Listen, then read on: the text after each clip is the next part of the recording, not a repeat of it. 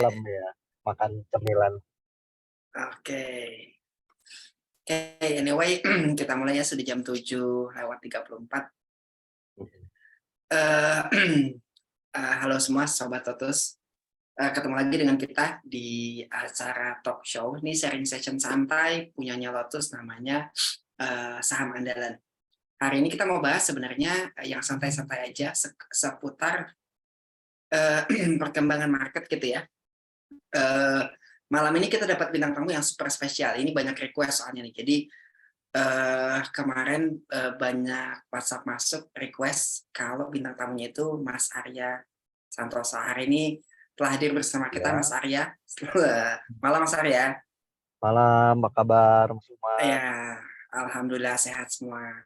Hari ini juga kita ditemani sama Om Kus dan Mas Krisna. Malam Mas Krisna, Om Kus.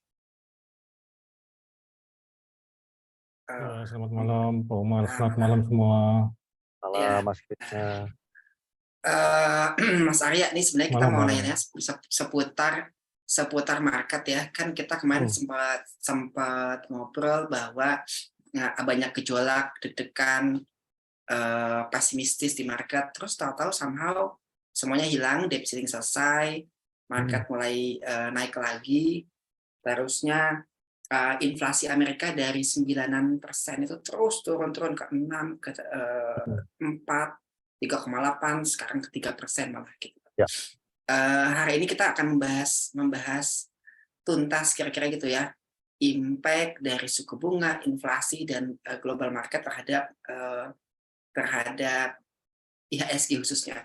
Tapi sebelum kita kupas itu, izinkan saya 5 menitan buat kasih ini ya, kasih snapshot sedikit apa yang terjadi di market global. Ini sudah kelihatan, Om Krisna? Sudah ya. Sudah ya. Oke. Rekan-rekan semua nih, hari ini kita mau bahas nih rally Dow Jones yang tidak tertahan gitu loh. Dengan segenap kekuatan mereka terus naik. Rally Dow Jones tidak tertahan, bagaimana arah IHSG ke depan? Kita selalu mempertanyakan sih sebenarnya, is market in the bullish mode? Ini kita mau full capacity, full power, atau kita masih memantau lagi? Nanti akan dibahas secara gamblang oleh yang lain. Ini cerita last week gitu ya, masih seputar inflasi, bahwa Amerika telah berhasil menurunkan inflasinya dengan cara menaikkan suku bunganya bertahap. Ini cerita minggu lalu, saya mau bahas yang update-update aja gitu ya. Oke, kemarin ini saya dapat dari Wall Street Journal bahwa Fed hikes to highest target rate in 22 years. Jadi kalau kita lihat suku bunga Amerika itu dari kemarin paling bawah tuh 0,25, 0,5 terus naik sampai 5%. Di 5% masih ada pertanyaannya, masih ada apa enggak nih, terus naik 5,25. Setelah 5,25 kita mulai berpikir, oh ini sudah bottom nih. Kenapa? Sudah puncaknya. Karena kita merasa target inflasi Amerika itu kan dari 9-an tadi turun terus akan menuju 3% bulan lalu. Kita mempertanyakan kenapa sih target harus 2% inflasi Amerika? Tapi ternyata kemarin setelah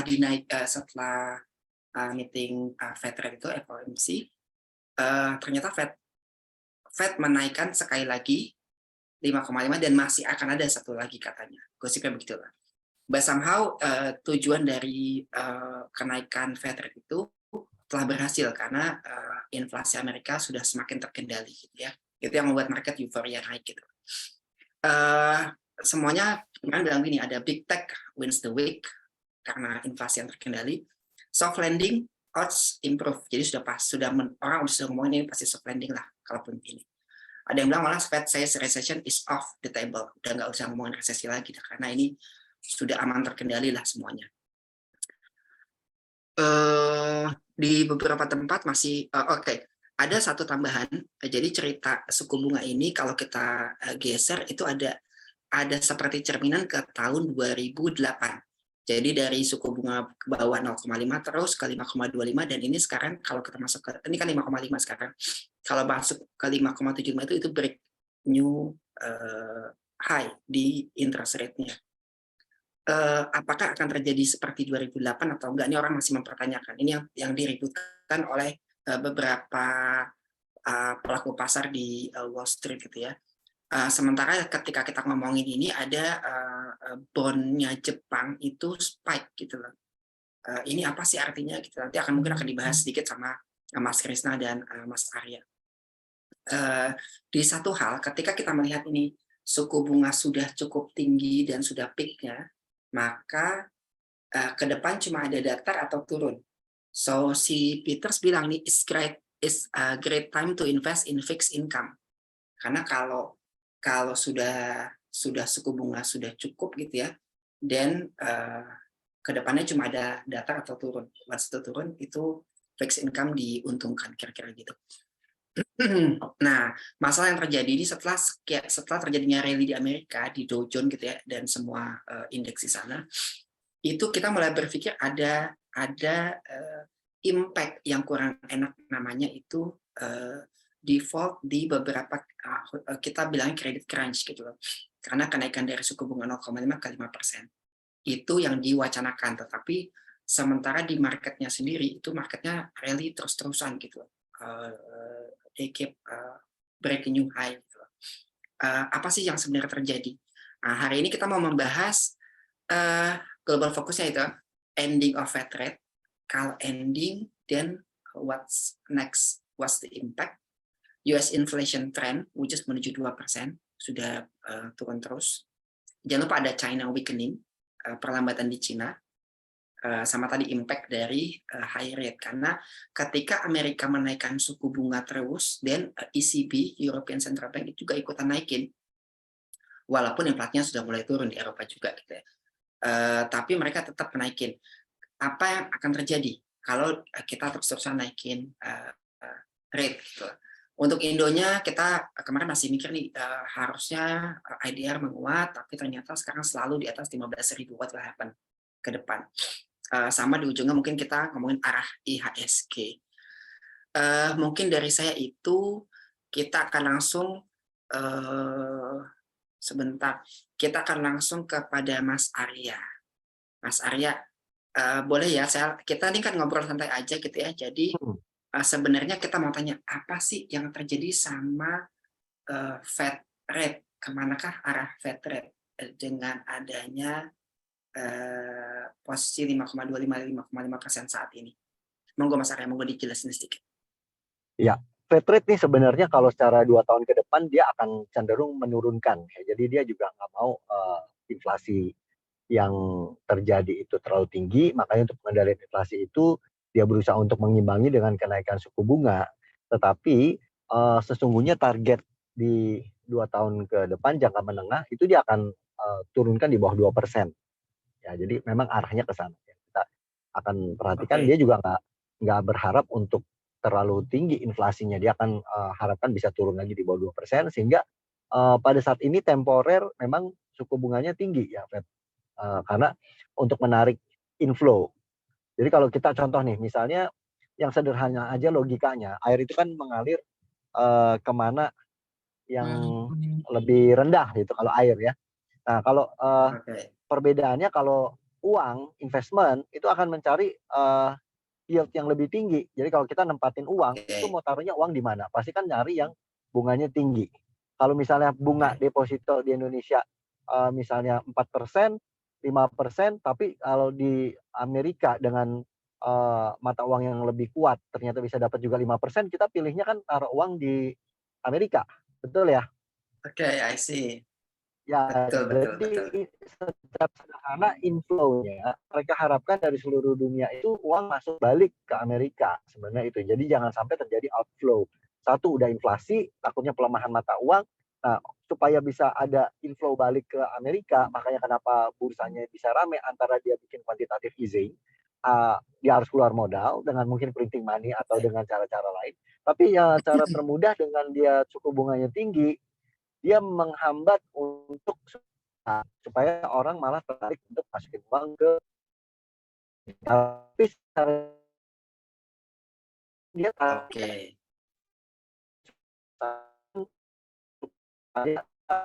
bawah bahwa suku bunga di Amerika juga akan semakin menurun, jadi nggak bikin lagi. Nah, Indonesia itu sebenarnya punya ruang untuk menurunkan suku bunga juga. Jadi 7 days repo rate ini sebenarnya menurut saya itu ada ruang yang bisa diturunkan bisa sampai 7 basis point. Tidak terburu-buru untuk kan inflasi Indonesia juga nggak di level 5,75 sebenarnya. Ya kita masih di bawah 4%, di 3%-an sekian gitu, ya kan. Nah, tapi kenapa dibiarkan tinggi suku bunga supaya outflow dari Indonesia juga nggak deras keluar gitu, nggak deras keluar. Jadi dipertahankan di kisaran suku bunga yang sekarang. Kalau dulu kan biasanya suku bunga Indonesia juga mengimbangi inflasi aja, nggak dibikin sampai jauh di atas inflation level gitu. Tapi kalau sekarang karena ada sentimen global Amerika suku bunga tinggi, ya kemudian memang kisahnya lain sih sebenarnya di Amerika itu kan memang inflasinya juga tiba-tiba meningkat ya. Indonesia agak beda, cuma kenapa ada kebijakan entah itu fiskal atau moneter di bank sentral juga di Indonesia ya karena itu ya untuk ngimbangin kondisi di global. Sementara segitu. Mas Arya, aku mau tanya dong. Mas Arya mau tanya. Memang itu kan tadi ada awalnya kemarin tuh ada perang dan segala macam, ada COVID juga, inflasi tinggi, terus dia naikin suku bunga supaya meredam inflasi. Tapi kan ada impact nih namanya, ketika suku bunga naik, itu biasanya pasar kredit yang terguncang. Kalau kemarin yang awal mula kita ketemu tuh itu ada namanya Silicon Valley dan segala macam, bank itu collapse gara-gara interest rate. Bahkan sekarang itu lebih tinggi daripada pertemuan kita sebelumnya nih, perihal Silicon Valley. Artinya ketika suku bunga itu sudah sangat tinggi, ini kan peak nih, kita ngomongin peak nih 5,5. Apa sih impact-nya kepada pasar kredit, properti dan segala macam di Amerika khususnya, di Amerika dulu sebelum ke global? Nah itu makanya bisa sangat mungkin di situ akan terjadi gagal bayar ya, karena bisnismen itu yang tadinya mereka nggak expect bahwa bunganya akan naik setinggi ini. Jadi kalau di pasar kredit itu kan mereka dengan suku bunga murah itu akan sangat menguntungkan buat para pelaku pasar ya, pelaku bisnis. Tapi ketika tiba-tiba suku bunganya naik, yang tadinya mereka dihitungannya misalnya, oh mampu nih mereka bayar kalau bunganya cuma setahun sekitar 2%, 3%, tiba-tiba naik jadi 5%. Atau yang mereka cuma perkirakan 1,5%, tahu tiba-tiba naik jadi 5%. Itu akan menjadi beban bagi para pengusaha. Jadi sangat mungkin terjadi NPL, kemudian juga permasalahan di pembayaran kreditnya. Itu beban di Amerika, itulah yang terjadi sehingga berbagai bidang bisnis juga sepertinya terpukul ya, khususnya di bidang keuangan. Mas, itu kan tadi kita ngomongin pasar kredit ya, kita artinya kredit yang terganggu. Sementara dari sisi bisnis real, di mana orang biasa untuk melakukan usaha, dia minjem dana gitu ya. Yang tadi Mas Arya bilang, biasa modal dia pada bunga 0,5% in USD terms gitu ya. Sekarang bunga di sana 5, kalau berarti 5 berarti udah naik 7%-an mungkin kalau di pasar benerannya gitu ya. Itu kalau kombinasi dari susahnya usaha dan bahayanya pasar kredit, apa yang terjadi? The worst scenario? Ya karena itu bisa mengguncang di dunia keuangan sih. Jadi kayak misalnya seperti yang waktu itu kalau ngomong di 2008 subprime mortgage itu kan secara teori kalaupun mereka nggak mampu bayar ya udah jaminannya itu kan ada propertinya dijual aja gitu. Tapi sebenarnya bank itu nggak mau megang barang untuk menjual properti. Mereka cuma harap pembayarannya lancar, uang bisa berputar. Nah sekarang juga sama, kalau misalnya di bidang bisnis sekarang mereka kredit, terus ada kolateral. Kolateralnya apa? Kalau kolateralnya juga properti, nanti jadi mirip seperti subprime mortgage gitu, bahwa ada properti yang harus dicairkan dan itu jadi kredit macet yang boleh dikatakan nanti bisa terjadi crash di properti sektor juga gitu. Tapi kita mungkin terlalu awal kalau ngomong sekarang ya, mungkin nanti ada restrukturisasi hutang atau ada skema-skema lain yang mungkin bisa membantu juga. Itu kelihatannya opsi terakhir untuk sita jaminan dan dijual paksa. I see. Mas, jadi sebenarnya saya tanya lagi, kalau ketika suku bunga dinaikkan, apa sih tujuan Amerika nih ketika ada variabel impact negatifnya tadi pasar kredit, apa yang didapat dari mereka dengan menurunkan inflasi dengan cara menaikkan suku bunga? Nah, Amerika nggak bisa cuma ngelihat bahwa, oh ya bisnismen nanti tercekik ya kalau misalnya suku bunga terlalu tinggi. Tapi mereka secara makro juga melihat dari global aliran dana. Mereka harap tetap ada uang yang inflow masuk ke Amerika. Kalau misalnya satu, kalau inflasi tinggi mereka harus Oh, I imbangin see. dengan kenaikan.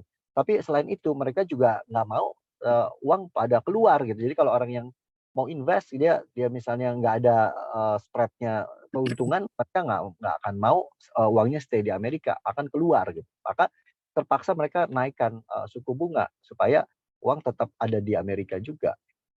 Jadi ada tujuan lain berupa inflow Ya, USD gitu ya? betul. Oke, oke. Mas, sekarang aku geser sedikit nih. Ini ada isu global market tuh bond yield-nya Jepang. Itu what happened Hmm. with Jepang sebenarnya? Nah, Jepang ini kan dianggap dari 9 tahun terakhir tertinggi bond yield-nya. Jepang itu selalu mengendalikan, biasanya mereka tuh deflasi boleh dikatakan minus gitu ya growth-nya, tiba-tiba mereka ada inflasi. Nah, ketika terjadi seperti ini ada fleksibilitas dari Jepang, dari pemerintahnya juga bahwa oh kita nggak bisa nih kalau cuma kasih yield yang sangat kecil. Jadi sekarang kelihatannya batasan di 0,5% yield itu akan dibebaskan secara flexibility. Nah, tapi tetap Hmm, pemerintah juga menjamin bahwa kalau udah sampai hit 1% yield itu akan diintervensi. Ya, jadi mereka juga nggak mau sampai terlalu tinggi. I Sebenarnya see. secara sederhana gini, antara kasih kupon besar sehingga yieldnya besar atau harga bondnya tuh turun maka yieldnya naik. Nah, kalau harga Betul. bondnya turun itu berarti outflow sebenarnya.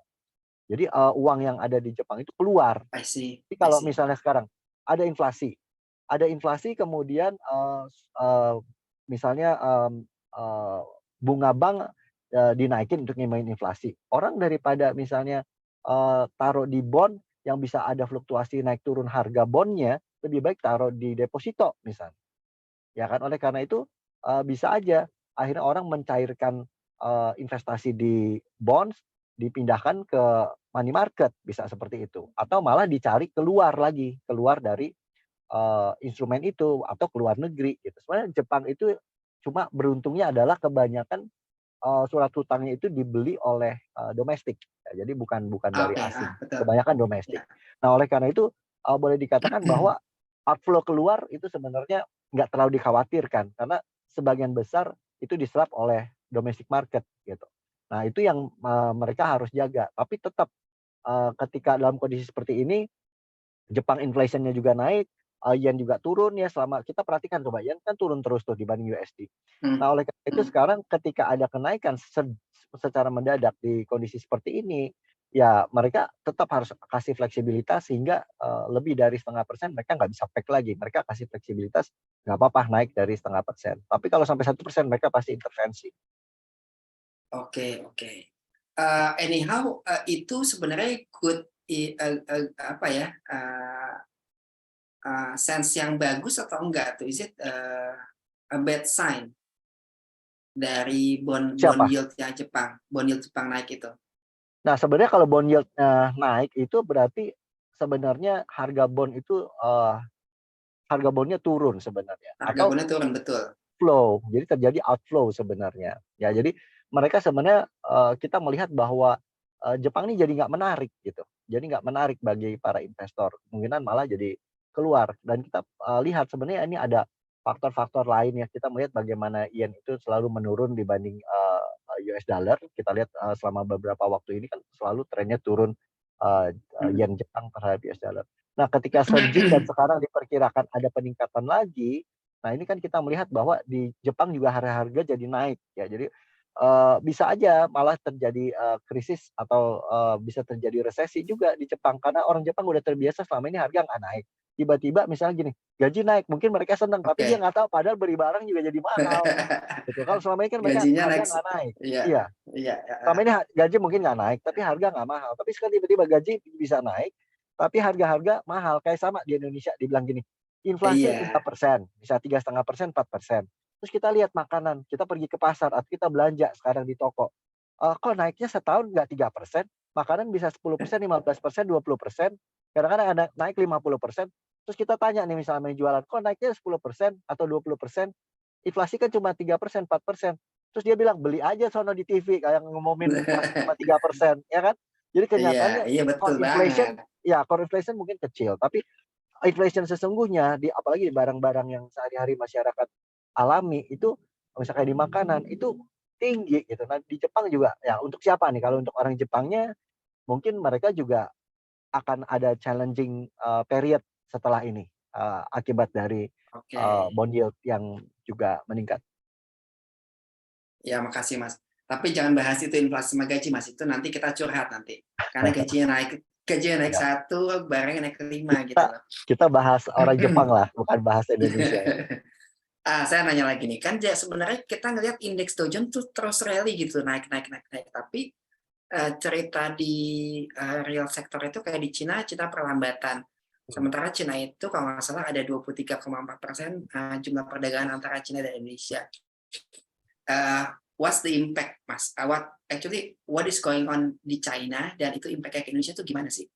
Ya, ini justru kalau kita perhatikan kalau di Amerika sentimennya kenapa tetap dia ada upside karena dia dengan suku bunga tinggi kemudian US dollar-nya nggak keluar, nggak outflow, jadi masih ada di pasar keuangannya, tapi di real sector juga suffer sebenarnya. Nah, di China walaupun ada perlambatan itu kan dari growth, GDP growth-nya yang melambat kan Oh sebenarnya. iya, oke. Tapi kalau Betul. kita perhatikan berapa waktu yang lalu kalau kita balik ke sejarah, growth rate-nya China di level segini pun sebenarnya fine, buat mereka fine. Consumption mereka juga tetap bagus. Kalaupun Indonesia itu misalnya tetap menjadi salah satu, kalau kita perhatikan Indonesia tuh salah satu sumber dari yang mereka beli itu yang paling besar itu logam ya, biasa logam, batu bara, Oke. CPO itu paling besar. Jadi logam sama batu bara aja itu yang biasanya kita ekspor ke China, yang diserap oleh China itu dari semua total kita ekspor itu kira-kira lebih dari 23 bisa sampai 60% itu komoditi ya, 60 sampai Oke. 65% itu komoditi. Jadi kita sebenarnya nggak usah terlalu khawatir kalau growth rate-nya China itu pun tidak terlalu tinggi lagi, Ah, pembelian dari China itu tetap besar dari Indonesia. Jadi sekitar ya Oke. lebih dari 20% ekspornya di China. Ke Oke. China. Jadi itu menurut saya nggak terlalu dikhawatirkan perlambatan China, selama China tetap belanja dari Indonesia, kita masih tetap bisa menikmati komoditas kita masih bisa tetap dijual ke China. Kecuali ada kebijakan regulasi lain dari pemerintah yang misalnya, melarang penjualan ke China. Oke. So, selama nggak ada regulasi harusnya aman-aman aja karena memang Aman. demand China itu still tetap Ya, ada buat Indonesia gitu ya. karena kita lihat waktu zaman-zaman waktu mereka, growth-nya nggak tinggi banget di level sekarang pun oke kok. Indonesia tetap menjadi salah satu, negara yang dibeli gitu produk-produk komoditas. Oke, siap. Saya geser sedikit nih, Mas, ngomong-ngomong. Dari kemarin kan kita membahas Amerika naikin suku bunga, dan ketika suku bunga di sana naik, maka sama semua negara harus ikut. Karena Ya. yang tadi yang Mas Arya bilang, kalau dolarnya naik, Indonesia nggak naik, nanti orang pindah ke dolar dong gitu ya. Betul, heeh. Dan itu juga berlaku di Euro. Eurozone tuh Mhm, keep rising the rate gitu loh. mhm, Padahal kan kalau kita, ini kalau saya bertanya gitu ya, Amerika tuh they can print the money easily gitu loh, to mhm, settle everything gitu ya. mhm. Eh, Bagaimana view Mas Arya nih perihal Eropa yang keep raising the rate? Ya, ya sebenarnya ini, masalah global ya, di mana mereka tarik-tarikan uang. Dalam jangka pendek, uang itu tidak terlalu, eee, bertumbuh secara cepat. Jadi, secara jangka pendek seperti zero sum game. Ini uang yang ada sekian, lalu ditariknya Nah, kemana nih? Nah, kalau Amerika naikin suku bunga, sebenarnya Eropa juga nggak mau kalah, jangan sampai uang keluar dari Eropa. Nah, kemudian, I Eurozone ini see. kalau kita perlihatkan ada 27 negara sebenarnya yang di Eurozone, ya. Tapi nggak semuanya juga udah pakai euro. Kalau orang-orang di sana sebutnya euro. Nah, euro itu nggak dipakai oleh seluruh, negara yang, di, Eurozone itu. Jadi ada negara-negara yang belum gitu. Kalau kita perhatikan, saya lupa persisnya mungkin masih ada 7 negara yang belum pakai ya, Sweden, kemudian Oke. Czech Republic, siapa aja tuh, Polandia, masih ada beberapa negara yang belum make gitu. Nah, kalau semua negara di Eurozone itu menggunakan euro, nanti euro juga cenderung akan lebih menguat lagi gitu. Karena permintaan dari dari mereka punya Eurozone itu ya, dari area mereka, regional mereka itu juga semakin tinggi. Nah, kemudian dari negara-negara yang ekspor ke Eropa juga itu kemungkinan ada mungkin kebijakan yang akan dibuat nggak pakai US dollar lagi misalnya. Kita Oke. bertransaksi dalam euro saja gitu. Nah, itu akan menguatkan euro juga. Cuma ada kayak semacam alasan-alasan politis dan ekonomi ya, karena ada negara-negara yang belum siap untuk menggunakan euro tuh karena mereka melihat bahwa mata uang mereka juga mereka masih mau pertahankan gitu. Nah, ini yang juga perlu dilihat Oke. lebih lanjut, mulus nggak nanti negara-negara yang anggota Eurozone ini semua akan beralih ke euro. I see. Oke. Tadi saya mikir yang katanya perihal uang itu seperti bejana berhubungan ya kalau bahasa Mas Krisna Ya. nih. Jadi bejana Mhm. berhubungan itu kalau ke kanan penuh, ke kirinya akan kosong gitu ya. Jadi dia akan mencari tempat yang pas gitu ya biar settle semuanya. Mhm. Overall tadi saya note ya bahwa yang namanya Jepang, China, Eropa itu biasa aja. Still Eropa itu kita kenaikan Indonesia gimana Mas? Maaf Mas? Halo Mas Arya.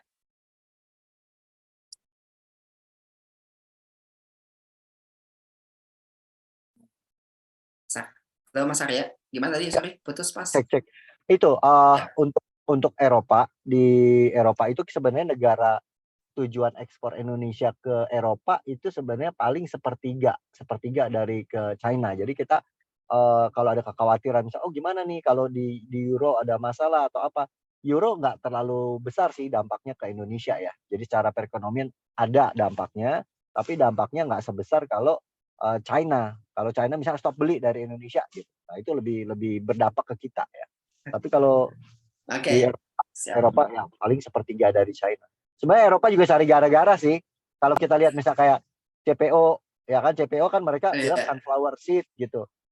Kalau sawit itu katanya ngerusak lingkungan. Padahal kalau mau kita dapat minyak dalam jumlah yang sama, beli dari sawit atau dari sunflower seed, itu akan perlu lahan yang lebih besar kalau pakai Iya, sunflower gitu. Nah, I itu kan know. yang mana yang merusak lingkungan gitu, itu cuma politis aja. Tapi Indonesia nanti siap, kita cari negara-negara yang baru untuk tujuan ekspor ya, entah itu ke Afrika, Amerika Selatan dan lain-lain. Nanti Eropa tinggal nyinyir aja deh gitu. Kalau kita nggak kasih barang juga, nggak kasih minyak, Iya, mereka iya, juga iya. bingung mau pakai apa minyaknya Iya, gitu. Cuma menurut saya iya. udah nggak usah terlalu khawatir sama Eropa sih. Oke. Mas, dan saya simpulin dulu nih, overall jadi kita itu melihat memandang rally-nya Dow Jones itu memang layak gitu ya, karena somehow dengan inflasi turun, suku bunga naik, maka demand dolar Inflow tetap terjaga gitu ya, ya, itu lebih karena inflow di pasar keuangan sih. Di real inflow. sektor Oke. ya, real sektor kita expect ada perbaikan, tapi ya resikonya itu kalau kredit-kredit bermasalah, kemudian nggak ada solusi dari restrukturisasi atau penjadwalan utang, kemungkinan akan jadi masalah serius di dunia keuangan di Amerika. Oke, oke. Mas, ini saya hold dulu ya. Saya akan geser Oke, ke Mas Krisna karena gini, siap. kalau di Indonesia eh, kenaikan suku bunga suku bunga, kenaikan IHSG itu ditopang oleh Hmm, fundamental bahwa rilisnya laporan keuangan kita ya, banyak perusahaan besar yang memang dahsyat gitu loh, kinerjanya baik ya, ya. kinerjanya baik gitu loh. Jadi kita akan coba dengerin dari ulasan Mas Krisna Oke, perihal ya, siap. lokal market lo ya. Mhm. Makasih banyak Mas Arya. Ya, Mas Krisna sama-sama waktu dan tempat silakan. dipersilakan. Ya, terima kasih Pak Omar. Eh, Terima kasih Pak Aryan, yang sangat baik sekali. Kita tadi udah dapat update perkembangan global ya. Jadi rasanya hati lebih tenang sekarang ya Pak Omar ya. Iya, Ya, betul. jadi ya saya sendiri ngelihatnya gitulah. Jadi kurang lebih mirip-mirip. Jadi kita harusnya saat ini nggak terlalu banyak yang perlu dikhawatirkan lagi. Satu-satunya yang rasanya masih mengganjal paling berlarut-larutnya perang ini ya. Jadi perang ini ujung-ujungnya yang bukan perangnya sih ya, perang kayaknya rasanya gitu-gitu aja, tapi ujung-ujungnya ini nanti lama-lama ke inflasi yang kayaknya jadi lebih, Sustain. iya jadi lama-lama di level atas nih. Jadi sekarang kan udah lumayan ya tren turun, tapi kalau nanti terakhir kan misalnya Rusia tiba-tiba dia membatalkan perjanjian Black Sea Grain, Ya, terus betul. mendadak harga biji-bijian ya, terutama gandum melonjak. Tren inflasi yang sekarang banyak ditopang dari penurunan harga pangan, takutnya nanti jadi tertahan gitu kan. Kalau sekedar tertahan nggak apa-apa, tapi kalau nanti merangkak naik lagi, ya mudah-mudahan enggak ya. Dan kita sudah ngerasainnya itu di misalnya terlihat dari kinerja saham-saham, beberapa saham konsumer, atau jelas-jelas misalnya ada salah satu saham emiten terigu yang kode sahamnya kalau nggak salah TRGU itu jelas-jelas sekali kinerjanya kan ngedropnya lumayan ya. Dan beberapa emiten lain yang banyak bergantung kepada bahan baku seperti itu sampai sekarang juga masih struggle, Unilever, Cepin, Java gitu kan, itu yang sangat bergantung pada biji-bijian, itu masih struggle. Jadi itu, tapi ya itu kan sebagian dari kita punya kue IHSG-nya ya. Kita masih sebagian besarnya masih ditopang oleh saham-saham big caps-nya, terutama dari perbankan yang luar biasa. Meskipun di tahun lalu performa mereka kayaknya sudah apa namanya, sudah orang bilang to the moon, ternyata tahun ini masih bisa masih bisa eksis, masih bisa bertahan. Hard landing yang dikhawatirkan ternyata nggak terjadi. Bank-bank Alhamdulillah. seperti BCA masih bisa membukukan kenaikan 30-an% ya. Memang agak dibanding kuartal 1 masih lebih rendah, tapi masih sangat bagus ya. Bank Mandiri, BNI, semuanya, Danamon, BRI kita masih tunggu. BRI memang kalau dari kuartal 1-nya kelihatannya memang yang paling kalem ya. Karena mungkin di tahun lalu tuh udah luar biasa, memang paling ngeri ininya lonjakan labanya.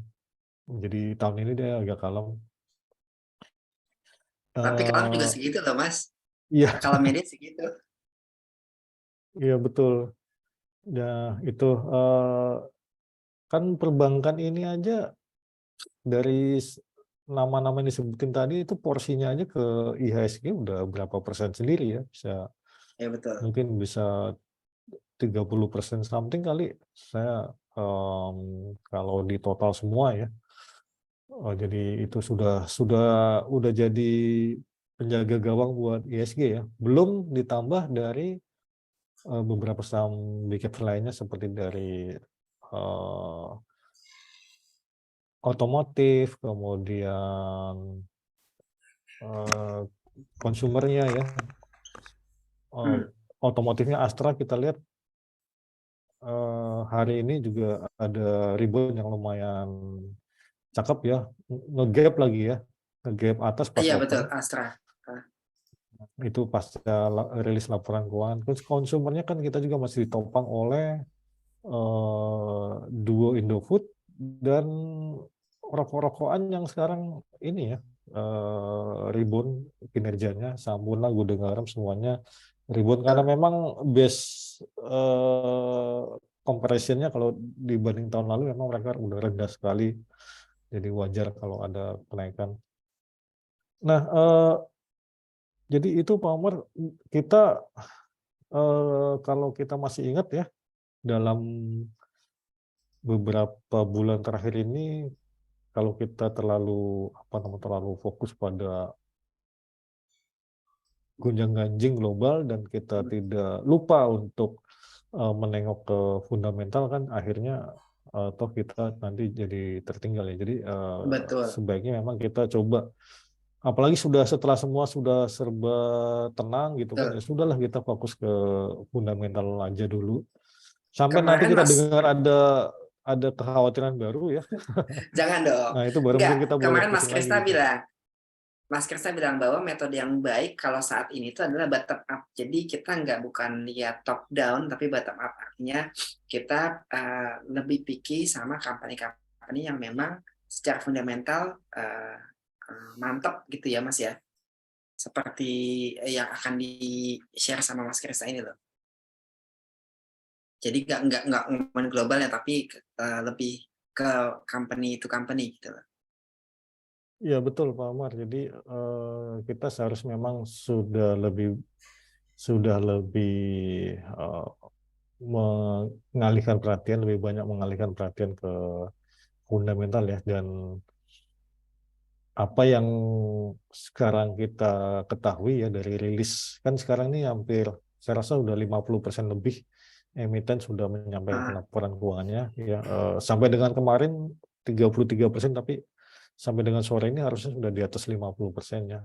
Banyak sekali emiten saya lihat di keterbukaan informasi IDX itu udah, tapi belum sempat saya tengok ya, sudah menyampaikan laporan keuangannya. Itu harusnya masih kurang lebih mirip-mirip kuartal 1 ya. Kurang lebih mirip-mirip kuartal 1. Jadi apa namanya, semuanya masih oke lah, terutama dari perbankannya, otomotifnya, dan yang lainnya lumayan mix ya. Mix dari beberapa sektor tuh nggak rata gitu. Yang kompak kan cuma bank, finance, otomotif, kemudian mungkin pelayaran ya. Yang lainnya serba mix, ada misalnya kayak consumer kan mix ya, Indofood, Mayora bagus, tapi Unilever misalnya, Sido itu mulai melemah gitu kan. Jadi yang lainnya Sido juga Maskus begitu. baru ke atas katanya kemarin. Om Kris, aku nanya sedikit sini Om Kris. Mau tanya bahwa kan banyak sektor yang bagus gitu ya secara laporan keuangan, seperti perbankan, tadi Mas Kris bilang otomotif gitu ya. Tapi ada sektor yang agak-agak nyublek, namanya batubara contohnya gitu ya. Karena dari harga 400-an ke kemarin sempat 100-an gitu. Tapi ke depan tuh ada katanya Cina akan mengalami pemanasan ekstra gitu. Ada review nggak Mas perihal sektor mana yang masih bisa di collect gitu loh? Dia cerita sektor call ambles dari 400, yang dibeli tuh sektor batu baranya yang absurd lagi sama dia. Enggak, udah dengerin dulu nih, biarkan Mas Krisna jelasin gitu loh. Nah, dia kesinggung Mas gara-gara Sido kan.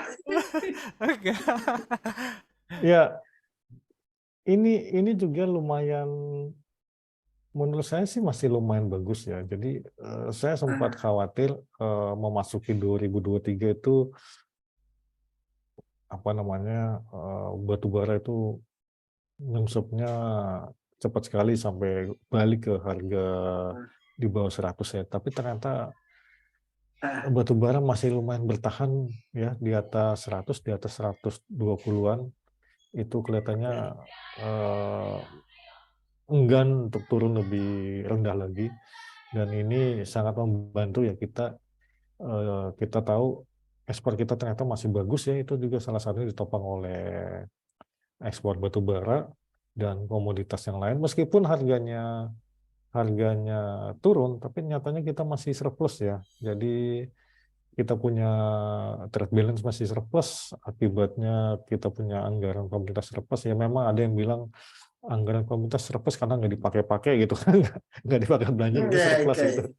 Tapi enggak, kalau dilihat dari ekspor impornya kan enggak, ternyata masih surplus kan, artinya memang benar-benar dari kinerja kita punya ekspor barang mineral ya, dan apalagi kita punya demineralisasi, deindustrialisasi dari metal-metalan kan lumayan sukses gitu kan. Jadi itu semuanya masih sangat membantu kita punya kinerja makro. Jadi 2023 yang semula kayaknya ada kekhawatiran kita ekonomi hard landing, nyatanya enggak juga gitu. Jadi itu pun terjadi di Amerika gitu kan.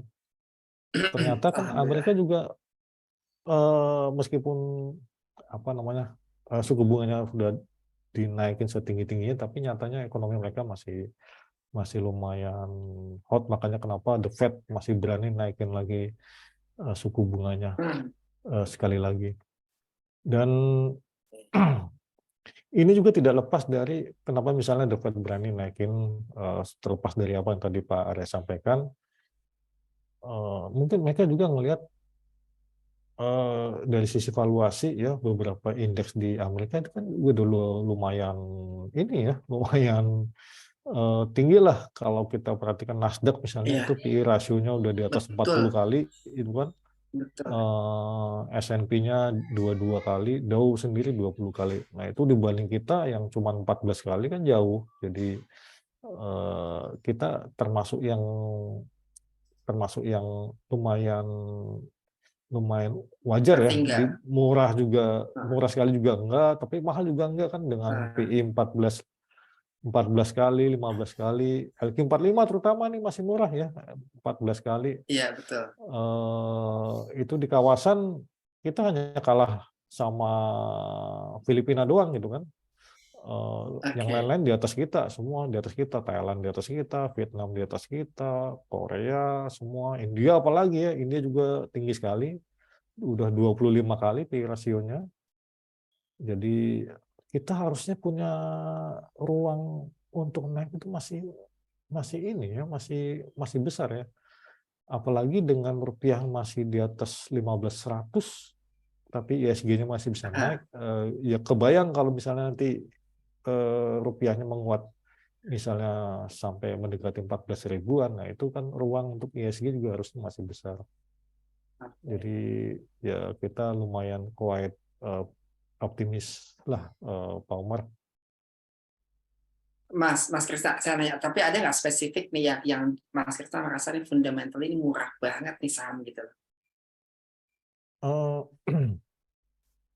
Iya, kalau dilihat, iya sebetulnya yang murah, tapi juga punya prospeknya masih ini, saya ngelihatnya sih masih sektor otomotif ya.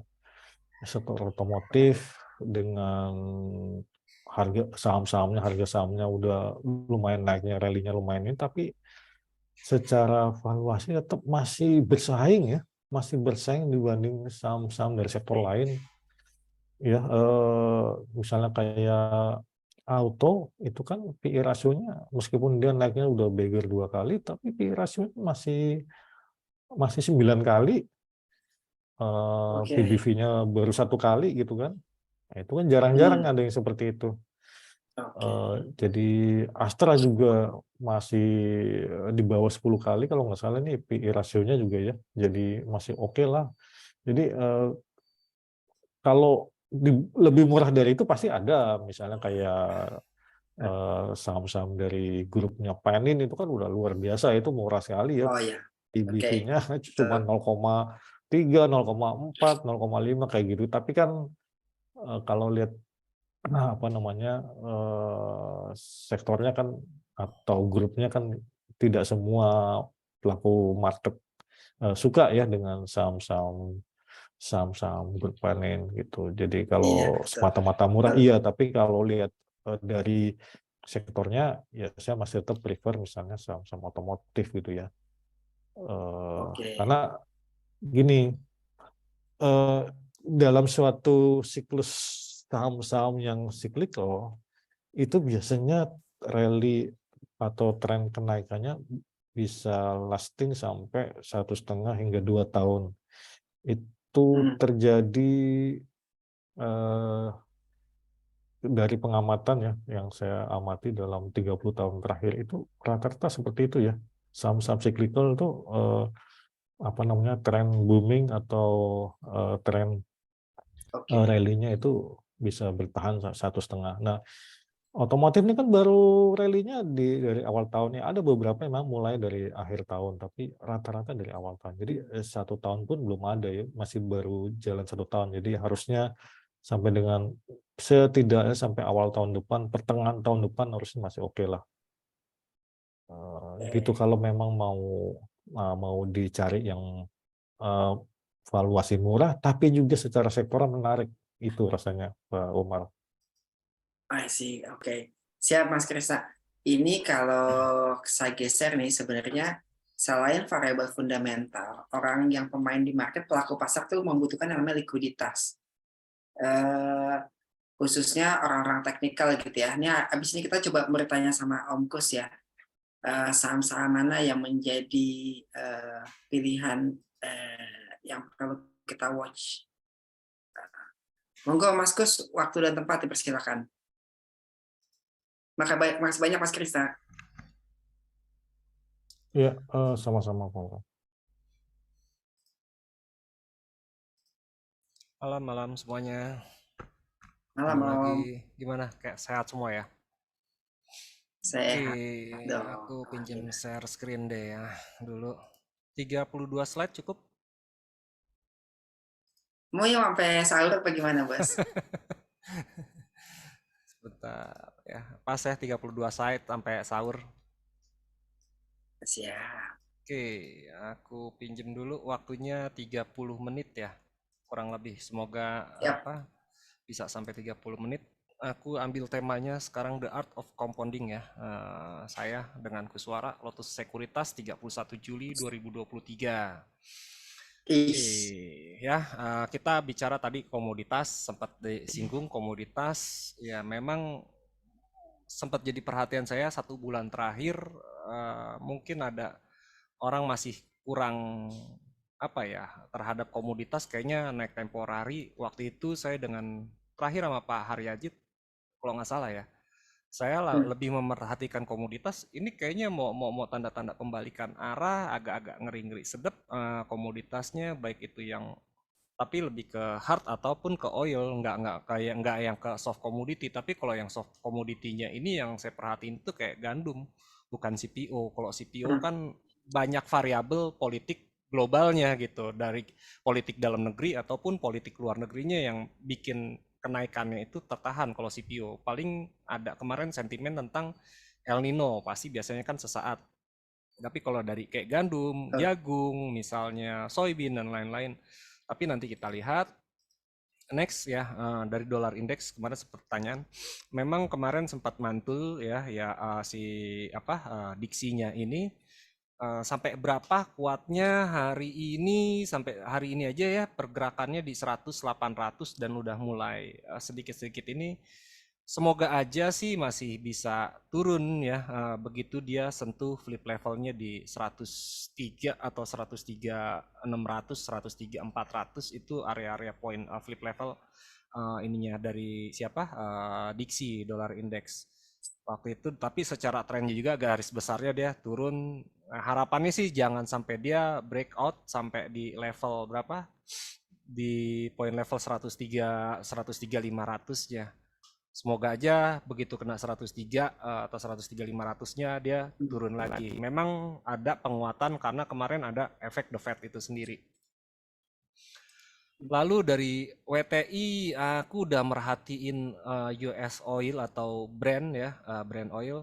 Ini WTI kebetulan juga kan saya trading di oil juga di future. Aku merhatiin dia emang pergerakannya dari 6366 ini kayaknya kok mau arah ke 77. Saya harapannya habis 77 dia turun lagi, ternyata dia naik. Bahkan malam ini aja pergerakannya sampai sentuh di level 8135. Nah, kalau 8135 ini the next level resistnya ada di 8350-an. Kalau 8350-nya saya takutnya dia makin lari lagi nih, tapi semoga aja enggak ya, kena 83 habis itu mungkin agak bikin nge-spike sedikit, nggak apa-apa lah ke 85 habis itu, tapi dia turun ke bawah 75 sampai 72. Harusnya sih bisa stabil. Kemarin itu karena masalah faktor cut production ya dari negara Timur Tengah dan Rusia.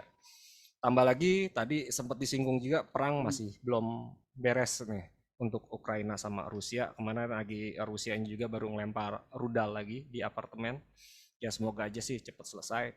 Cuman masih jadi pusat perhatian yang memang waktu terakhir kita zoom itu sendiri, ya kalau saya merhatiin ini inflasinya turun tapi oilnya naik, ini nanti depannya jadi pendorong kenaikan inflasi lagi. Ini yang saya takutin.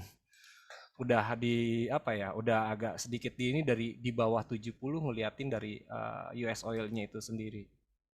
Lalu dari goldnya ini sendiri ya, ini ada potensi IHNS juga ya. Bisa aja dia break di flip levelnya berapa?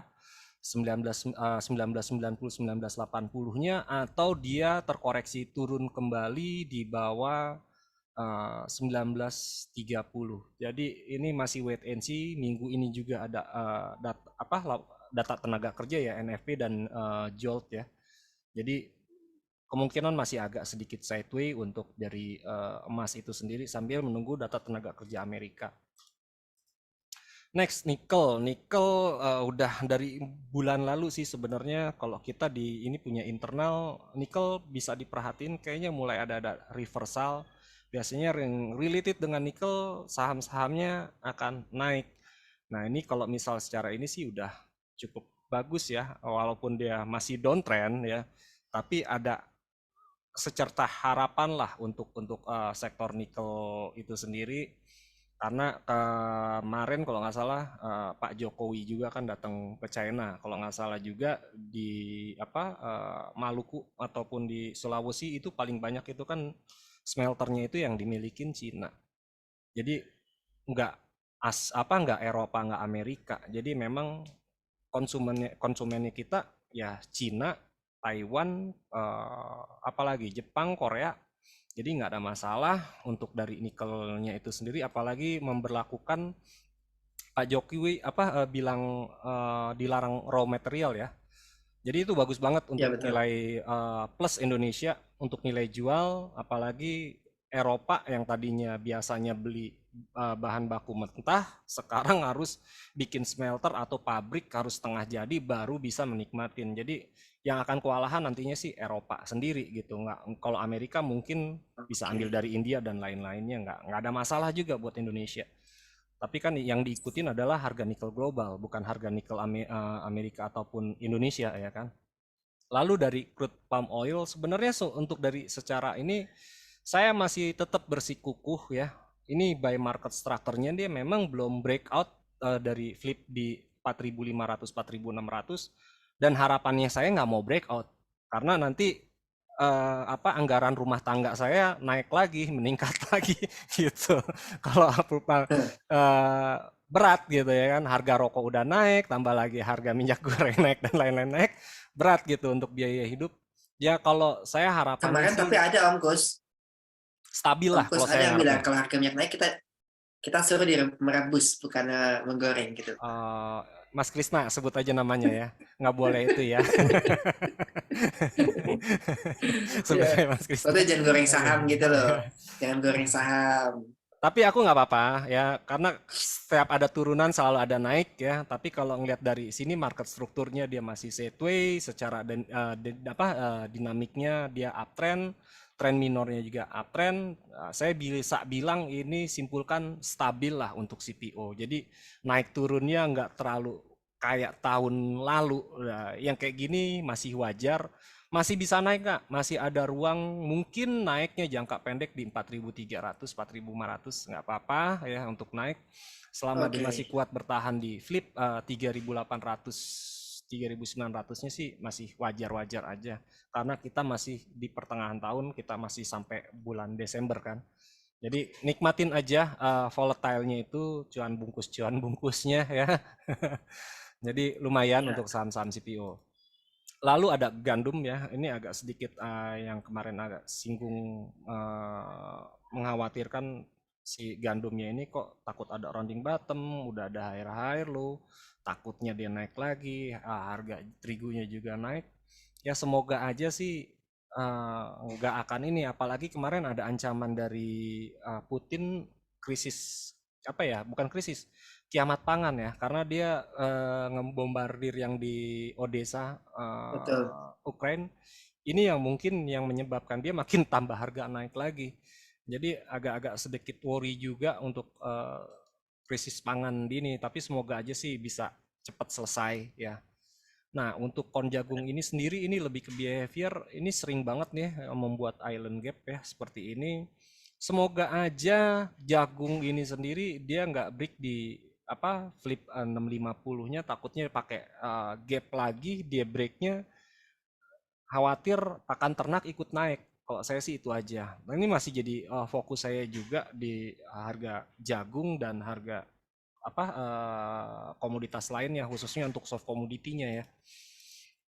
Next ya, baru ke stock pick. Yang saya gunakan adalah parameternya menggunakan dari screeningnya BBK Smart Trader Community yang sudah ada dari tahun 2009. Oke ya, BBK kita research base-nya dari ekonomi, market trend, sama fundamental story. Biasanya kita research, kita punya tim, asosiasi fundamental seluruh Indonesia, ada siapa? Bos Diamond.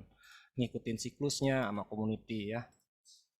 Kita punya live trade everyday, 24 jam ya untuk buat sistemnya, copy trade-nya juga kita ada, tapi keputusan jual membelinya yang enter sendiri ya.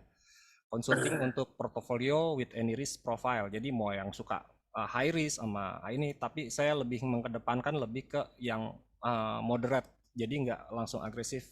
Ini yang bulan lalu oleh Mbak Jani ya, ada saham yang ini secara random by bot system by ini lumayan 11% compoundingnya dari BBK ya, 11% hampir 12%, 11,5.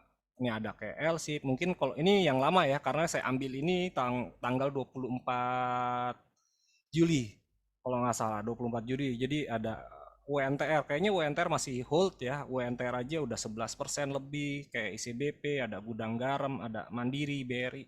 Jadi memang botnya nggak secara merta-merta untuk saham yang gorengan, yang high volatile, tapi lebih ke yang moderate dan safety. Dan ini hasil pencapaian dari BBK Trading System by mode 1. Oke, growth portfolio. Nah, kita di sini lihat dari IHSG, sebenarnya IHSG secara ini yang saya ambil data ini hari Sabtu minggu lalu, hari Jumat ya, bukan yang tutupan hari ini. Kalau secara year to date memang IHSG ini masih 0,7% ya kan. Jadi belum naik sampai 1% atau naik 5%. Kita hitungnya year to date karena memang 0,7. Tapi ini bagaimana kok bisa 5,4%? Ini kalau compounding, kalau di compounding, nah compoundingnya aja 5,3%, ini bisa 11,58, berarti kan lebih besar dari pencapaian compoundingnya. IHSG itu kan hanya sebagai benchmark dari portfolio. Nah ini cukup bagus ya. Dapat 5% segini aja sebenarnya udah cukup bagus, apalagi dapat lebih. Mungkin teman-teman yang di luar sana ada yang secara year to date mungkin yang agresif, tingkatnya kayak beli saham gorengan atau saham second liner. Kok di BBK cuman 11 atau 12%, memang kita protektif seperti itu. Tapi kalau kita secara benchmark dari ininya sendiri, LQ45 lah kita ambil ya, atau misalnya pakai indeks 30 harusnya sih, bukan 30, 80, harusnya sih 5%, 7% itu year to date itu dapat gitu. Jadi pertumbuhan portfolio terhadap IHSG terhadap portfolio sebenarnya masih ada pertumbuhan, jadi nggak ada kenapa-napa sama IHSG, malah setiap ada penurunan kesempatan untuk akumulasi. Terakhir kita dengan Mas Arya itu di bulan Maret kalau nggak salah. Ya kalau pengen ini memang aja waktunya cicil-cicil beli waktu itu kalau nggak salah bilang waktu saya ulas perbankan. Ya kita lihat sendiri sekarang kan udah ATH, BRI ATH, Mandiri ATH, BCA juga ATH. Nah itu kan kalau ini balik lagi ke risk profile teman-teman. Lalu ya yang ini kan ada bilang IHSG katanya triple top ya kan, saya bikin nih. Oke, kalau triple top. Betul aku dengar tuh. Daripada triple top saya kasih nih satu lagi quadruple ya, jadi 4 nih topnya. Jadi ini kalau misalnya benar konfirmasi, tapi untuk dia menjadi triple top ataupun ini harus konfirmasi satu, dia break 6500 sama 6400 ini harus di break. Tapi kalau dia nggak break itu hanya baru akan angan-angan, jadi masih bisa dibilang hoax gitu ya. Jadi arah IHSG-nya gimana nih ya? arah IHSG-nya saya belum berubah dari sejak saya bergabung di Lotus. Target saya masih di 7.800. Pompomers nih saya nih. Ya. Oke, Saya Pompomers. itu. Ya, saya semenjak join di ini saya masih tetap optimis. IHSG target saya 7.800 dengan bad skenario-nya dia di 7.400 7.500 dengan bad skenario-nya ya. Kalau misalnya overshoot-nya dia ya di atas 8.000 lah. Jadi saya ambil moderate-nya di 7.800 7.900. Lalu bagaimana secara pattern? Ada yang bilang ini triangle breakout. Ya, ada triangle-nya di sini dan dia breakout. Ada yang bilang dia triple bottom. Yes, di sini ada triple bottom-nya. Di sini ada bilang IHNS. Yes, di sini ada IHNS. IHSG downtrend atau uptrend? Dibilang jangka pendek uptrend. Untuk jangka menengah gimana? Masih sideways, belum breakout dari Philip level psikologi 7000. Begitu level 7000 7100 siap lari. Jadi mana yang lebih khawatirkan? Dia break up atau dia jebol 6.500? Dan ini masih sangat janggu. Kalaupun dia turun ya itu kan nggak langsung 6.500, pasti turunnya juga misalnya ini saya ambilkan di hari Jumat paling turunnya 6850 dulu kita baca, terusnya 6870, apakah benar turun apa enggak, inilah yang kita nikmatin, kita enjoy, nggak langsung triple top IHSG target 5.700 enggak. Mungkin kalau yang punya 10 juta lot BCA, BRI dan mau jualan BCA BRI 10 juta lot sama Mandiri, nggak percaya ya bisa aja, tapi kan ini dijaga ya sama institusi-institusi baik itu pun asing ataupun pemerintah BUMN pasti ngejaga untuk IHSG nggak akan asal sembarangan, apalagi fundamentalnya Indonesia bagus banget, GDP-nya aja di atas 5%, sedangkan Inggris aja di bawah 2%, Amerika kemarin baru Amerika kalau nggak salah rilis GDP-nya sendiri masih kalah sama Indonesia GDP-nya kalau secara GDP ya. Jadi jangan terlalu khawatir dengan berita-berita yang ada di sini. Lalu secara overview, tadi juga itu Om, tadi kan Mas Krisna bilang fundamentalnya oke. Mas Arya juga bilang tadi bahwa Amerika juga aku sama Mas Krisna mah nggak takut, sama Om Umar yang nakut-nakutin beritanya. Oke, kita lanjut ke sektoral dulu ya. Siap. Oke, ini saya ambilnya dari on weekly ya, secara weekly, jadi memang masih banyak banget nih bagus-bagus. Bahkan kita punya sesi technical di siang hari di Lotus.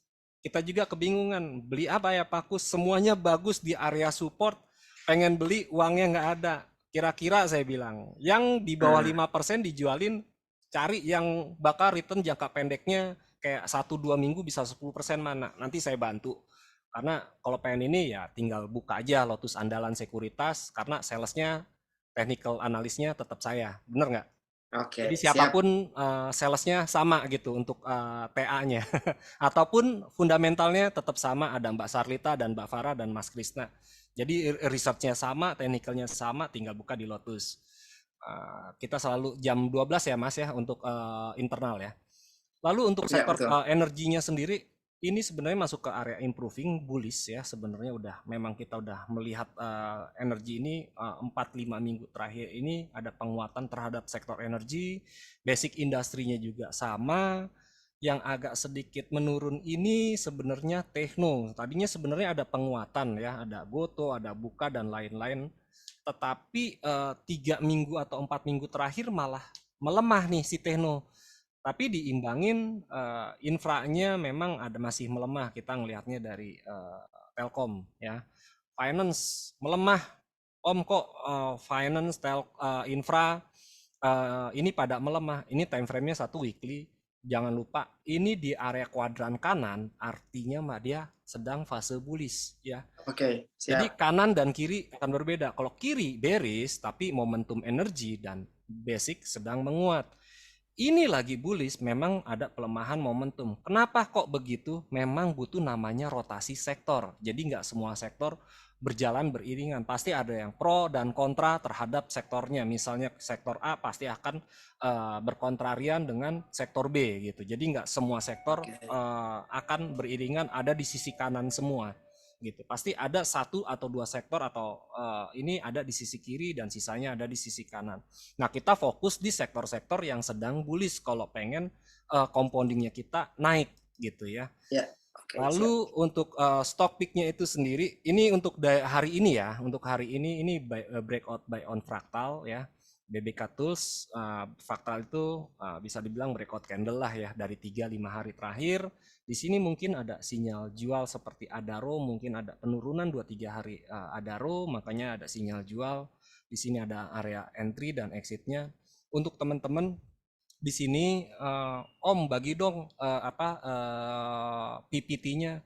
Tenang aja, kita di Lotus ini ada YouTube, nanti tinggal nonton ulang di YouTube, tinggal di ini lagi ya, tinggal YouTube-nya Lotus Andalan Sekuritas. Ya, yang ada sinyal jual ada Adaro, BANK, tinggal cari-cari titik supportnya kalau pengen beli, pantesan ya harganya turun karena memang ada breakdown dari fraktalnya. Lalu ada yang first buy-nya ada wifi, kayaknya seneng nih ada yang wifi ya, naik ya, langsung ketawa. Bukan saya, Mas. Ada wifi, ada Cepin, ada Cimori, ada Agi ya, Samator, ada Java, ada Jasa Marga. Tapi kalau saya, ini saya karena saya lebih ke moderate ya, nggak terlalu agresif, tapi kadang ada masanya agresif, tapi kadang adanya defensif.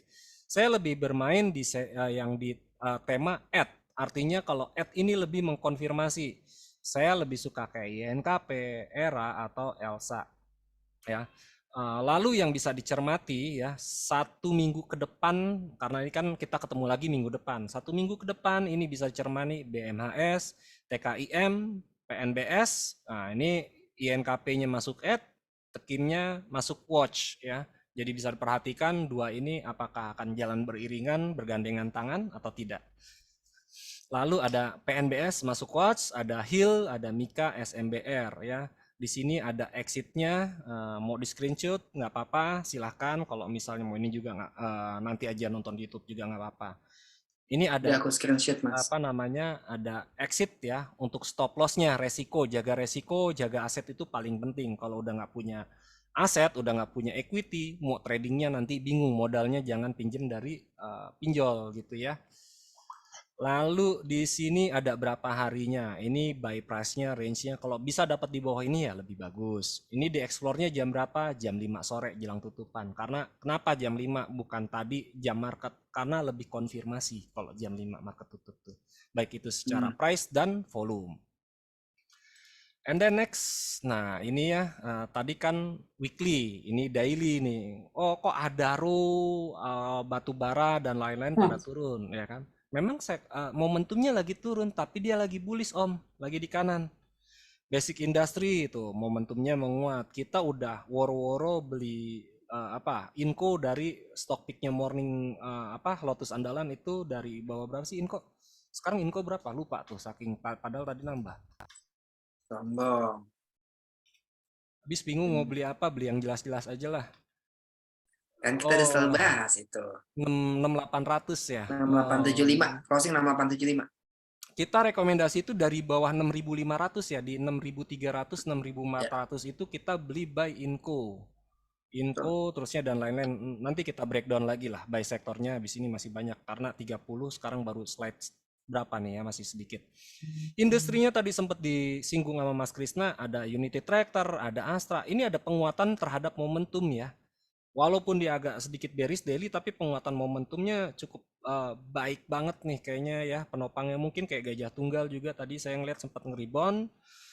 Cyclicalnya sedang melemah, momentumnya yang agak sedikit mengkhawatirkan. Ini properti sama healthcare ya, healthcare-nya. Tadi saya diledekin katanya cut loss Sido.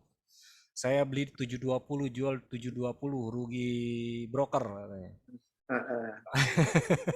Lalu ada sektor konsumernya, mungkin ICBP dan Indofood dan turunannya, atau gudang garam HMSP, memang dia dalam fase bearish ya, non cyclicalnya. Tapi ada penguatan momentum, ini baru hari pertama nih. Saya pengen lihat 3-4 hari lagi apakah melanjutkan penguatan momentumnya. Kalau ada penguatan berarti bagus. Untuk infrastrukturnya ada penguatan momentum ini ada 2 kali ya, 2 hari dia ada akselerasi ya, infranya mungkin bisa dilihatnya dari Excel sama Indosat kali ya. Karena si Telkomnya sendiri masih turun dan BUMN Karya juga masih turun. Tapi nanti kita breakdown lagi. Kita next aja biar lebih cepat, lebih baik. Oke, ini benchmarknya Kompas 100 dan indeks 80. Nah ini ya saham-saham pilihan kita. Ada pilihan Mas Krisna, momentumnya Astra memang benar-benar muat.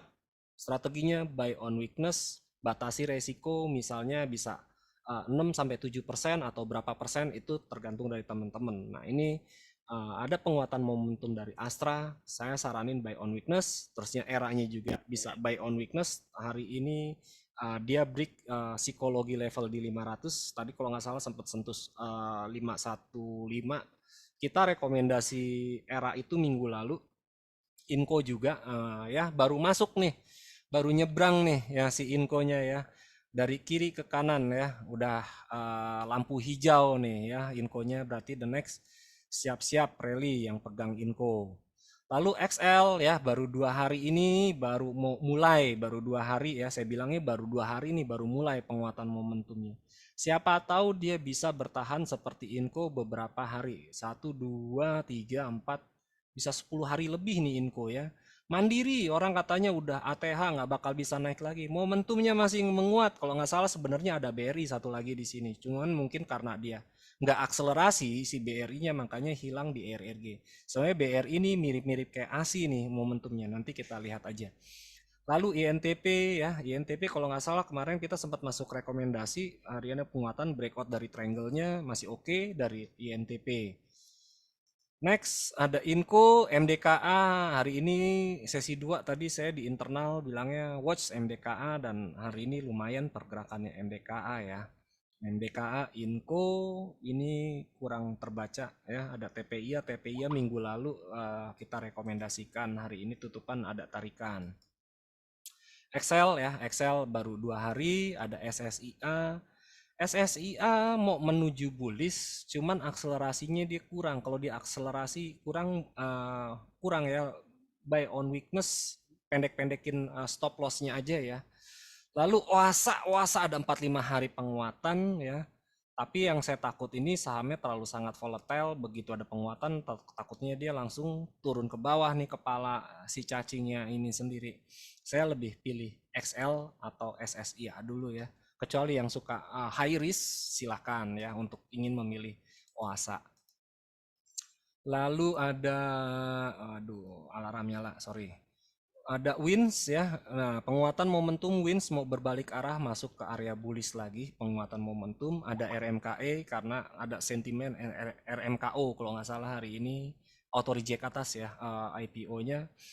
Lalu PTRO juga ada penguatan 3-4 hari terakhir ya, bisa di watchlist 5 hari sampai 7 hari ke depan untuk PTRO. Jadi ada PTRO, ada wins, kalau nggak salah laporan keuangannya juga cukup positif bagus. BSML kalau yang suka high risk, kalau saya sih nggak begitu terlalu suka ya untuk yang terlalu high risk. Oke, the next ada RTX, kalau nggak salah tadi ada yang nanya RTX ya, Pak saya namanya. Sama HRTA kalau besok ada penguatan strateginya buy on strength aja, tapi hati-hati ya ini kasar banget ya, volatile banget nih HRTA. Jadi benar-benar harus ekstra disiplin dari ininya. Tapi secara momentum dia ada penguatan momentum dan bagus juga untuk HRTA.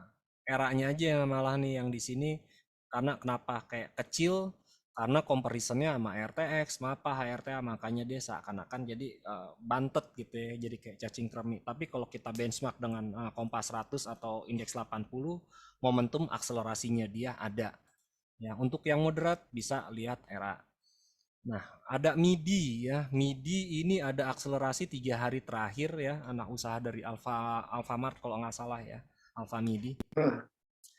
Ini kalau dia besok ada penguatan kemungkinan kayaknya bisa enggak, kalau dibilang salaman sama WIM sih enggak ya, karena WIM ini udah ATH terus, tapi enggak menutup kemungkinan MIDI juga akan membuka peluang akan menjadi ATH juga. Jadi bisa diperhatikan MIDI untuk 5 hari ke depan strateginya tinggal diatur resikonya di berapa, profit takingnya di mana. Jadi di sektor cyclical ada MIDI, non cyclic ya, sorry, non cyclic ada MIDI sama WIM masih bullish, jadi tinggal add aja ya, lebih di hold sampai dia ada titik-titik membalikan arah.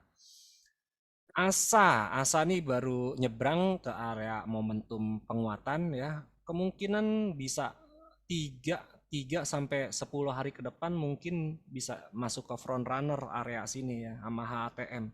Cuman HTM saya nggak berani rekomendasi, kenapa? Karena terlalu jauh benchmarknya terhadap composite atau IHSG. Ya composite-nya titik tengah, ininya kuadrannya terlalu jauh banget di sini. Jadi kalaupun ini masih cuan bungkus aja untuk HTM ya. Jadi nggak bisa nginep terlalu lama paling ya, lebih ke scalping. Tapi kalau ASA yang kuadrannya mau dikit lagi nyebrang ke front runner, kayaknya peluangnya lebih strategi buy on weakness lagi. Jadi bukan buy on strength. Kalau HTM lebih buy on strength, kalau ASA lebih buy on weakness. Untuk healthcare-nya di sini saya masuknya cuma ada PRDA doang. Kenapa kok cuma PR doang? Karena ini buy bot sistemnya, bukan kemauan saya. Ini emang udah diprogramin sistemnya, cuma ada ini doang per sektornya, dan kebetulan cuma ada sektor health-nya cuma Prodia, yang sisanya nggak ada masuk screener gitu.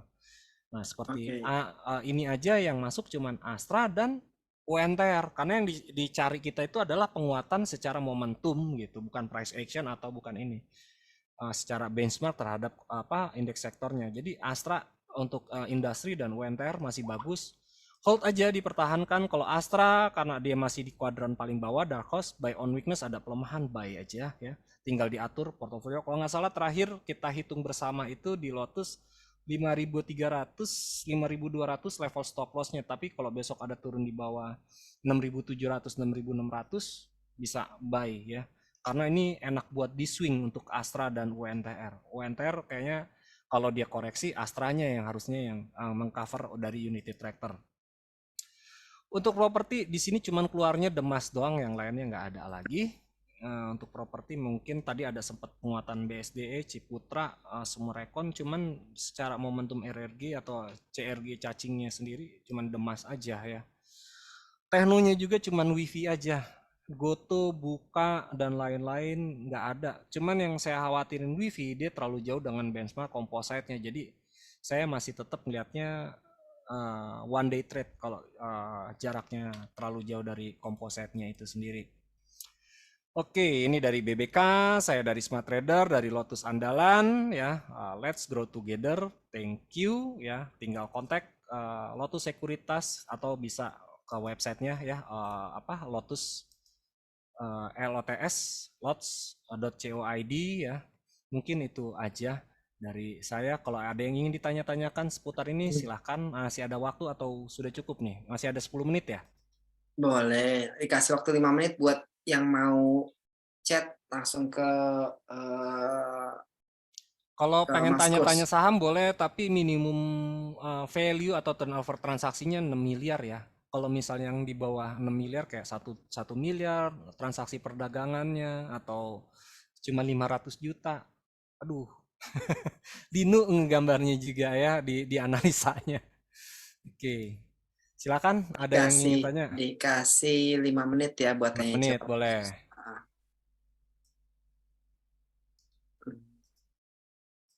Kayaknya udah pada cuan semua, saham portofolionya pada bagus-bagus semua. Jadi ya saya ngeliatnya sih memang masih pada bagus ya, aman aja nih. Yang baru IPO aja udah capnya udah ngalahin BNI. BNI sekarang di urutan 9, aman di urutan 7. Hebat deh. Om, ini ada yang nanya Om, Telkom Om. Telkom. Nah, ini Telkom gampang jawabnya, udah ada di sini, Lotus Andalan. Ikutin follow Lotus Andalan Sekuritas, Morning Peak, Mayora, Unilever, Inco, Telkom, dan Adaro hari ini. Jadi bagaimana dengan Telkom? Boleh untuk Telkom ya. Tadi tutupannya juga cukup bagus juga ya. Tinggal diatur aja resikonya. Kalau dia bikin lower low hari ini ya, kalau dia besok turun dari 6 berapa, kalau nggak salah kita stop lossnya itu di 3650. Dan hari ini cuma sampai tersapai 3670. Jadi masih oke untuk Telkom. Jangka pendeknya gimana? Sebentar ya. Memang secara tren dia downtrend ya. Kita bicara tren, memang dia downtrend, tapi Telkom ini kan mempunyai bobot besar terhadap IHSG, punya betanya. Jadi kita ambil jangka pendeknya aja, mungkin 1-2 minggu ke depan upside-nya 3940, 4000. Semoga aja sih bisa ya. Kemarin sempat ada doji, mungkin hari ini doji lagi. Harusnya sih ini menjadi low fractal ya. Low fractal besok nggak membuat lower low lagi. Kalau dia nggak buat lower low lagi, yang udah punya bisa average up, atau kalau misalnya belum punya bisa buy. Laporan keuangannya juga cukup bagus. Saya cukup suka dari Telkom, masih di atas 1 triliun, berarti enak ya daripada ngelihat nguber-nguber saham yang untungnya cuma 5 miliar, yang untung sahamnya cuma 3 miliar. Kalau Telkom kan laba untungnya triliunan, bukan 10-15 miliar. Berarti ini kan bagus banget gitu untuk jangka menengah, jangka panjang, nggak takut diuber-uber setan gitu ya. Jadi Telkom bagus untuk jangka pendeknya di 3940. Jangka pendeknya itu saya di 26 minggu ya. Tapi kalau misalnya ini biasanya sih suka tercapai 1-2 minggu tercapai sampai sini. Biasanya kalau udah dia break di 4100, saya masuknya bukan lagi spec buy tapi ke at maintain atau at hold. Oke, itu untuk Telkom. Sama saya juga punya Telkom di 370 lagi. 3720-an levelnya. 3710 apa 20? 10 kalau nggak salah. Kemarin masuknya hari Jumat. Pas jelang tutupan. Jadi nggak khawatir juga kita sama Telkom, fundamentalnya bagus. Oke, the next-nya ada lagi setelah Telkom? Imas, ada yang tanya Imas. Aduh, kenapa nggak Asri sih? Tadi kan udah Iya. sih. Oke, Imas. Aduh, Imas nih masih ada penurunan sebentar. Agak di sini sempat bearish engulfing ya, bearish engulfing. Oke, Imas, volumenya ya masih ini. Apakah ada momentumnya? Kayaknya belum, Imas ya. Imas ini Itu kan bullish loh, bukan enggak, bearish. maksudnya bullish engulfing tuh yang di Oh, sini. Cuman iya. kemarin di sini gagal, enggak jadi bullish, sorry. Kemarin kan harapannya itu dia tutup 1890 atau 1900, itu bakal dia jadi bullish engulfing. Ternyata dia kemarin, ini kan waktu kita bareng nih di internal Lotus, ternyata ini gagal jadi bullish engulfingnya. Dia bikin ekor nih, ada buntut. Jadi nggak jadi nih bullishnya. Kalau kemarin dia tutup di sini 1900 atau di atas, ini jadi. Nah, karena dia nggak ditutup, jadi gagal bullish engulfingnya. Lalu bagaimana secara tren turun, volumenya juga sepi, momentumnya juga belum ada, waktu naiknya parabolik. Jadi buat saya lebih pilih Astra Indonesia dari Imas. Tunggu dulu sampai dia capek dah turunnya. Biasanya ini kayaknya belum kita capek lebih ya. dekat sama Tuhan, Bos. Kayaknya turunnya dia belum capek ya untuk si Imas. Kemarin turunnya pakai gap, terusnya di breakdown waktu dia turun juga didukung volume. Wait and see aja, strateginya lebih pilih ke buy on strength ya untuk si Imas itu sendiri. Oke, belum ada nih, masih bearish tuh, masih belum. Mau untuk 1-2 lagi terakhir kalau nggak ada. Ini Om Arya sudah mau closing sebenarnya. Oke. Mas Gus. Kita sudahin. Oke. Kita balik ke Mas Arya. Thank you. Ya, oke. Mas Arya masih ada nggak?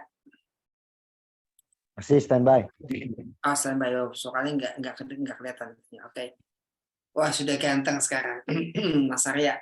Tadi kan kita sudah membahas itu ya, bahwa rally Dow Jones yang tidak tertahan itu kita mau dapat sum up di summary-nya.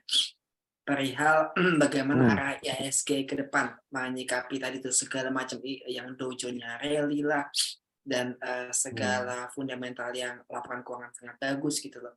Ya. Monggo dibuat summary-nya, Mas Arya, kita butuh infonya. Untuk gerakan intermediate sekarang memang indeks harga saham gabungan itu sebenarnya lagi tren turun ya, dan kemudian belum berhasil keluar dari tren turunnya, dan kita lihat bahwa konsolidasi yang sekarang terjadi non trending atau sideways. Jadi kalau setelah ada tren turun kemudian sideways, berarti tren turunnya belum selesai sampai nanti ada ciri uptrend lagi. Tapi kalau di gerakan minor memang ada uptrend. Nah, Oke. kita manfaatkan aja. Nah, teman-teman nggak usah terlalu khawatir. Jangka menengah panjang, saya optimis bahwa Indonesia masih akan ada upside pertumbuhan dan banyak juga IPO perusahaan-perusahaan yang bagus juga akan masuk. Jadi cukup selektif, nanti perhatikan perusahaan-perusahaan yang memang cukup baik yang masuk ke bursa itu sudah ngantri cukup panjang. Di pipeline bursa ada 100 lebih perusahaan yang standby untuk masuk. Jadi ini bisa merupakan satu peluang juga yang baik untuk kita bisa lebih banyak pilihan perusahaan-perusahaan yang siap diperdagangkan ataupun kita investasi. Ya. Jadi stay in the market, banyak opportunities, tapi pandai-pandai kita memilih karena jebakannya juga banyak gitu ya. Jadi perusahaan TBK nggak yang ada 800 lebih itu nggak semuanya TBK artinya terbuka, ada yang TBK artinya terbengkalai. Nah itu jangan disentuh. Ya, jadi perusahaan-perusahaan yang terlalu udah kacau ya kita juga berusaha untuk mengenali ya mana yang pilihan baik, yang mana yang kurang baik. Yang kurang baik kita tidak usah terlalu terjebak di sana. Anggap saja itu remah-remah yang memang untuk yang belum paham ya. Kalau kita yang udah paham, kita fokus ke perusahaan-perusahaan yang baik. Dan jangan khawatir, Indonesia itu masih akan ada upside. Fundamental Indonesia walaupun ada ini ya memang tantangan selalu ada ya di sepanjang zaman, tapi kita manfaatkan sebaik-baiknya, market kita itu masih akan tetap bertumbuh sih. Ya, jadi jangan terlalu khawatir, kita sikapi sebaik-baiknya, switching aja ke perusahaan-perusahaan yang bagus, ke sektoral yang lagi hot, itu kita switching aja. Jadi karena rotasi sektoral, saya rasa teman-teman juga di sini cukup paham ya, di backup sama teman-teman yang expert dari Pak Krista, dari Mas Kuswara juga di Lotus. Follow aja yang mereka sampaikan, kasih gambaran, kemudian kita evaluasi sesuaikan sama risk profile kita masing-masing. Oke. Siap, Mas Arya, makasih banyak nih. Itu Ya, sama-sama. kata-kata bijak yang memang wajib diresapi sama semua orang. Bahwa jangan takut, lihat fundamental, kembali ke risk profile gitu ya. Oke, semua teman-teman mudah-mudahan bermanfaat. Makasih banyak buat Mas Arya, Direktur CSA Institute, Ya, sama-sama. atas waktunya, atas sharing ilmunya. Sehat-sehat terus Mas Arya. Makasih banyak buat Ya, Mas Krista dan dengan Mas senang hati. Kuswara. Mudah-mudahan hari ini bermanfaat buat semuanya. Salam cuan. See you. Ya, terima Bye. kasih. Pak Arya, terima Ya, kasih Pak makasih Arya. Mas Terima Umar. kasih Ya, sama-sama Mas Krisna, semuanya. Mas Makasih Umar, banyak. Mas Arya. Ya, good luck ya untuk prediknya. Ya, makasih Mas. Sehat-sehat Mas. Ya, amin.